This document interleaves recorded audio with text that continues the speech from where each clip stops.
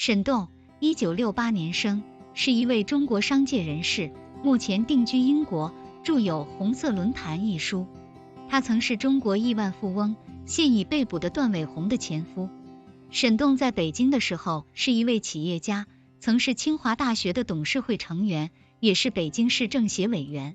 沈栋出生于上海，在香港成长，并前往美国进修，在威斯康辛大学和西北大学取得学位。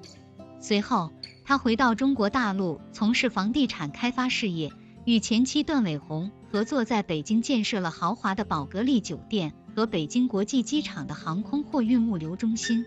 他曾荣获模范企业家称号，并在北京市政协担任职务。2023年7月，他前往华盛顿参加了美国众议院中美战略竞争特别委员会的听证会，分享了自己在中国大陆经商的见闻和经验。在红色论坛中，沈栋叙述了他在中国企业的高层工作经历，以及他为了生意与中国政府和共产党高层官员的往来。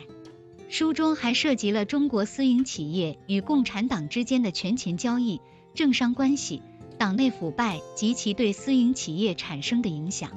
沈栋坦言，他曾连续10年担任中国人民政治协商会议的委员，并在2014年参加了反对香港雨伞运动的游行。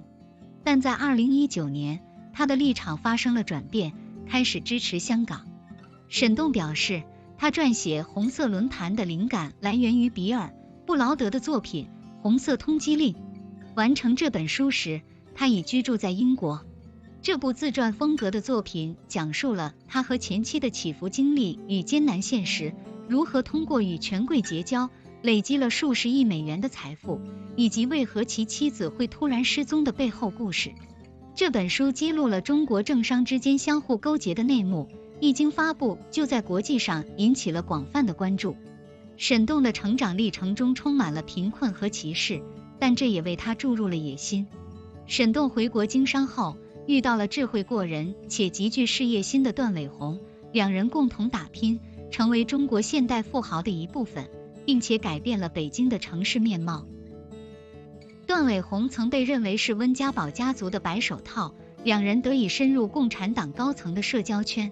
然而，在2017年9月5日，沈栋得知其前妻和3名同事在中国大陆被安全机构扣押，从此音信全无。在《红色论坛》出版前夕，失踪4年的段伟鸿突然联系了沈栋。沈栋意识到，写这本书意味着他将与中共开启一场生死对决，而且他自己也受到了中共当局的关注。出于这个原因，他做好了充分的准备，包括立下遗嘱，确保一切事务得到妥善安排。红色论坛不仅是沈栋个人的故事，也是他无法亲自讲述的前妻段伟鸿的故事。书中的许多细节虽然难以独立验证，但沈栋在商业和政治交界处的角色是不争的事实。如今，他与儿子一起在英国生活，已做好万一不测的准备。你好，我是安琪博士，以上信息来自网络搜索，不代表本人观点，如有误差请谅解。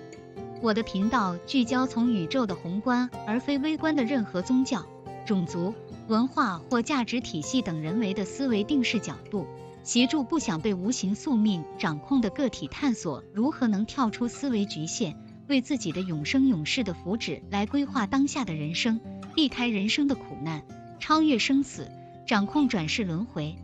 所以我会选择有代表性的真实人物、事件等作为日后回答问题时的技术剖析案例，以便大家学习和掌握自动导航超心理技能。既然在看我的频道，我想当然的认为你已听说过我们的肉体不是我们自己这一常识和说法。欢迎大家在留言栏讨论，沈栋是否能在意外发生的瞬间100%地把自己从肉体中逃出来。就比如说，房子着火了，我们第一反应就是赶快逃生。还可以讨论智慧的段伟鸿为何没有及时预测风险，在前途未卜、战战兢兢的度日时，他又如何可以放下所有内心纠结，为一个好的来世做准备。如果喜欢我的频道，别忘了订阅、分享和点赞。